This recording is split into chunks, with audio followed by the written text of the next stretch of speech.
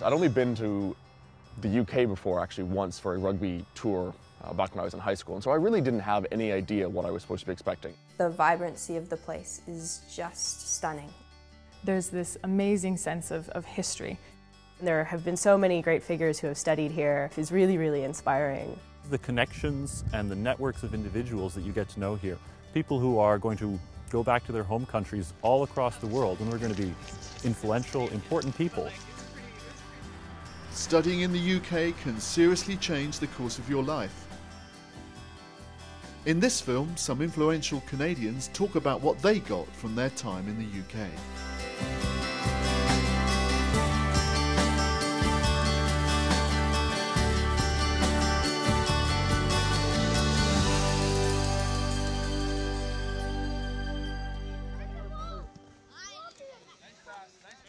Good stuff. Score try. My name is Gareth Rees. I'm a British Columbia boy who learned his rugby here and then studied and took his rugby to the UK. I'm Angela Hewitt, a classical concert pianist. I travel the world playing the piano. I'm Mark Carney. I'm the Governor of the Bank of Canada and also Chairman of the Financial Stability Board. My name is Samantha Nutt. I am the founder of War Child Canada, and I am the author of a book called Damned Nations. You're bringing it back to the story. I'm thinking... My name is Maureen McKeon. I'm a screenwriter, story editor, and I'm a professor of screenwriting at Sheridan College in Oakville, Ontario. Never before... I'm Maruna Gani. I'm a published poet and writer. Poetry is something that I've been doing since I was 8 years old. I'm Matthew Larkin, Director of Music here at Christ Church Cathedral. This is the Mother Church of the Anglican Diocese of Ottawa. My name is Louise de la Gorjonguer, and I am a social anthropologist, and I am currently a professor in anthropology at Carleton University, Ottawa, Canada. My name is Diane Nalini de Kerkhove. I trained as a scientist, as a physicist, and I'm also a professional jazz singer. Oh, be a fine girl, kiss me like that, you said. The UK, from a Canadian perspective, is perhaps culturally the closest cousin that we have. But at the same time, there's enough cultural difference there that you definitely feel like you're arriving in a foreign country when you first get there.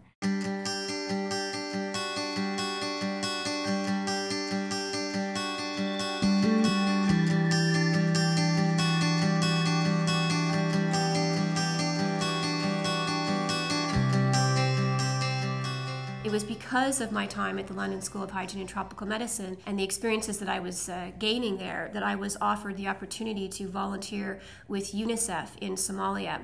And this was during a second wave of famine that was gripping that country.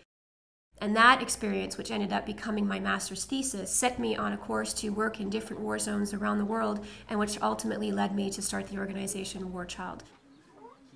So it's not even a stretch to say that that year that I spent in England really profoundly changed the course of my professional career.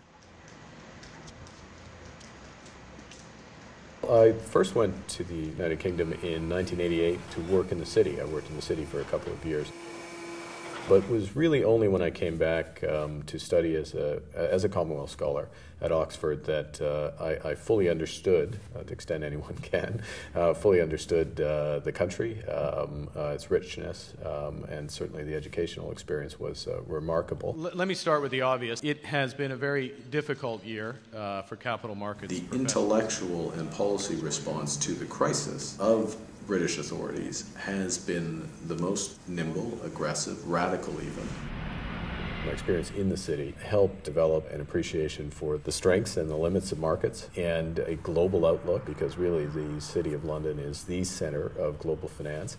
Those building blocks were really developed in the UK, the intellectual side, a sense of how far one needs to stretch, the contacts and connections, and also that global, more cosmopolitan outlook that's, in my opinion, essential to succeed in today's world. I moved here really because I knew that London in particular was such a wonderful city for music. In fact, I think the best in the world. I had come here for summer courses every year since the age of 15. I had done one when I was 12 years old, actually, through the Royal Academy of Music in London. And Sir Simon Rattle, conductor of the Billiard and Philharmonic, was one of the other students in that course. A venue like we're in today, Reading Town Hall, there are many such venues up and down the country as well, like Leeds Town Hall. My father came from Leeds, so that's always a very special one for me to play in. They have a wonderful sound and great character, and you can imagine a choir performance in here. I think the wonderful thing about music in Britain is that there's a lot of amateur music making, which we also have in Canada too, and perhaps that's one of the best links in music that we have. There are a lot of choirs from Canada who come to perform the great cathedrals here. There are youth orchestras who, when they want to go to Europe, the first place they want to come to is Britain. Go! Low. Attaboy, great tackle, good job. As a Canadian international, I had reached the top of the game in Canada. It was only by going to the UK that I was allowed to be exposed to better players, better competition, and I really learned a lot about the game, particularly before it went professional, the values of the game. In Canada, you pick up a newspaper, it's full of ice hockey players and ice hockey results. I was able to do that and see rugby results and read about rugby stories and learn about the game of rugby. Lachlan arrives, he realizes that we're pretty close to stealing this ball. So what's Lachlan's job at that point? You may have noticed by my name, Gareth Rees, that I have some Welsh blood in me. I was picked to play for Canada against Wales in 1993, and it was a victory for Canada. My good mate from Ontario, Al Sharon, scored the winning try, and I was able to convert to win by 2 points. So great day for our family and a great day for Canadian rugby to go to one of the hallowed turfs of world rugby and get a famous result for Canada.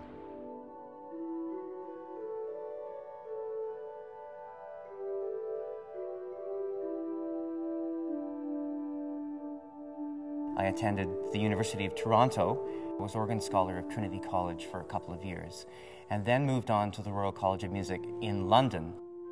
It really accentuated the vocation that I have to be part of the British tradition as a church musician, as an organist, in the music that I write.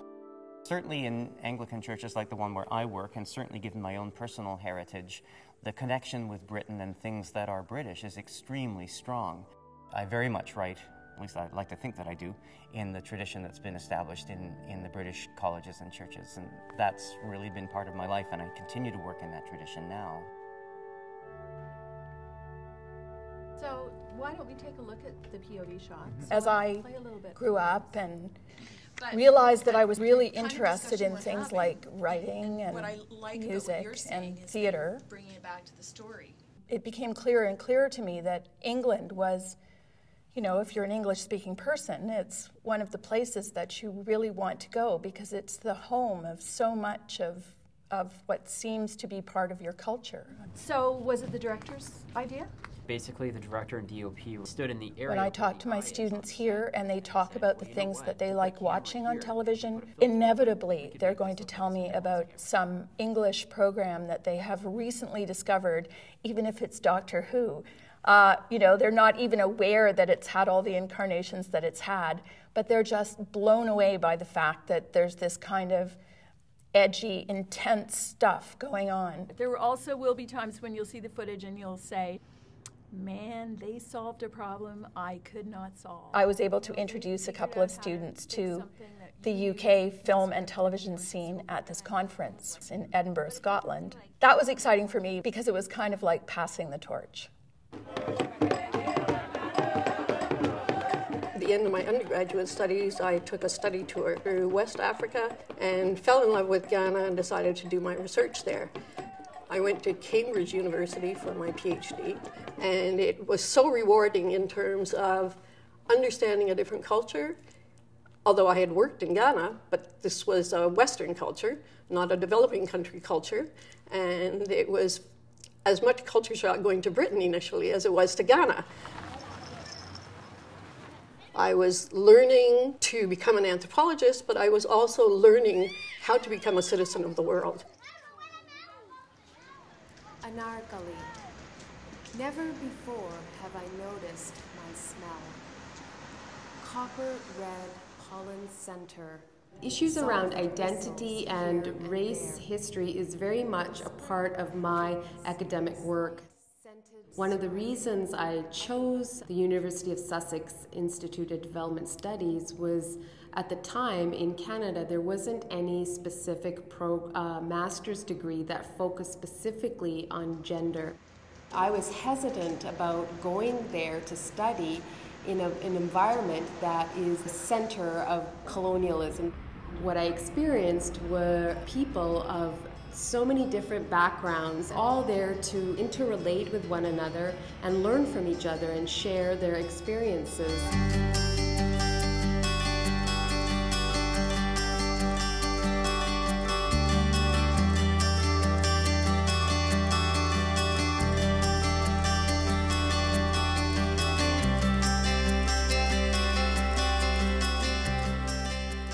The first time I studied in the UK, I was 17 years old, and I was based in a very small village called Giggleswick in North Yorkshire.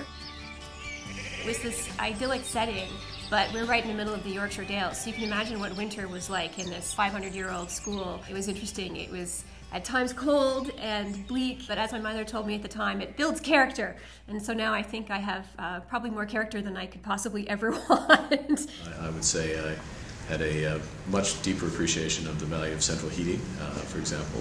Most fundamentally, though, I met my wife at Oxford, so everything I could ask for. I have to tell you, if any English people are watching this, your train system is great. And from a Canadian train point of view, your trains are not late. You just don't even know what late is. I love British comedy. I love the newspapers. These are things that really enrich my life over there, and I really miss them being here in Canada. Not just a lag, but a cooling down. I admired the British media's way of sort of laying into their politicians a little bit more. I think the BBC is perhaps a little more hands-on when it comes to asking tough political questions. Canada is a car country, and the whole time I was in Britain, I never owned a car. I cycled everywhere. And you get to see the landscape in a very different way and the people in a very different way when you're cycling and you're walking constantly. All the museums, all that's happening in the world of design and fashion, in politics in the world. I mean, it's very, you can't ignore that, I think, when you live here. Being in Brighton, and I absolutely adored it. The beach was right there, the art scene was amazing, the cultural life was just wonderful. My life was this incredibly glorious sequence of practicing in the early morning, getting on the bus, getting on the tube, either going to the college or going to Evensong at St. Paul's or the Abbey, or to Vespers at Westminster Cathedral, drinking lots of beer in loads of pubs and eating lots of curry.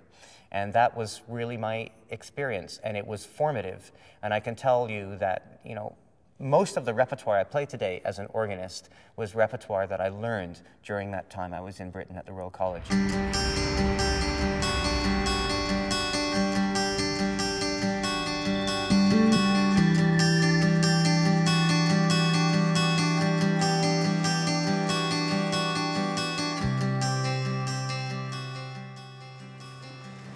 The money that we produce, the notes have Her Majesty on, the most commonly used note, the $20 bill. She's there with pride. Very tight links between the Bank of Canada and the Bank of England. I do think that there is a certain level of shared history and shared values and shared culture. At the same time, I was really surprised by the differences that do exist between Canada and the UK. The history of England and Canada, whether it's through business, whether it's through sport, whether it's through culture, is long, ongoing, and I think there's a real, to use a rugby term, a camaraderie there. There's an understanding of the cultures.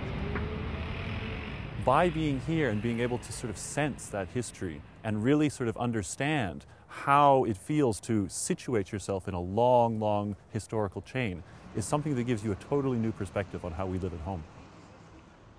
It's a wonderfully spiritual feeling as well as an artistic one, to be inheritors, if only for a small amount of time, of a tradition which is much greater than we are, much longer than we could possibly live, and will certainly exceed our lifespans. You'll be having conversations with philosophers, with physicists, with art students, with lawyers, and it's something like that I think really opens up your perspectives. Writing, theater, film, anything where the language is at the center of it, then that link to England is always going to be extremely important. It's almost one of the essences of study in those areas. I'm actually modeling my future career on another Oxford grad who's Mark Carney, who's currently the Governor of the Bank of Canada. And so what I'd like to do is following largely in his footsteps is once I finish my PhD here, I'd like to go on, work in the private sector for a number of years and eventually switch into the public sector in Canada. There's direct and very strong intellectual ties between the great universities in our two countries, and I was fortunate to benefit from that by the grace of the British Council.